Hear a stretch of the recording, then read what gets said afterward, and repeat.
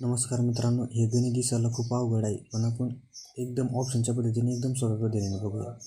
एका टेबलावर त्रिकोण व चौकोन या दोन प्रकारच्या एकूण 29 पुट्टे आहेत. त्यांच्या कोणांची एकूण संख्या 100 आहे. तर त्यापैकी चौकोनाचे पुट्टे किती किती चौकोनाचे? तर त्रिकोण आणि चौकोन, त्रिकोणाला 3 आणि चौकोनाला 4. तर ऑप्शन आपण 16 घेतलं. 16, त्रिकोणाला 16 आणि चौकोनाला 13. या दोघांची बेरीज किती 29 यायला पाहिजे. तर आपण 100 आहे का बघूया. तर 13 16 16 32 16 त्रिक 48 आणि 13 13 13 52. या दोघांची बेरीज 100 आली, म्हणजे आपला ऑप्शन घेतलेला बरोबर आहे.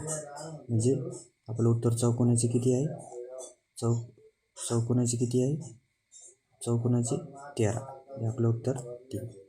दोघांची बेरीज 29 यायला पाहिजे. धन्यवाद.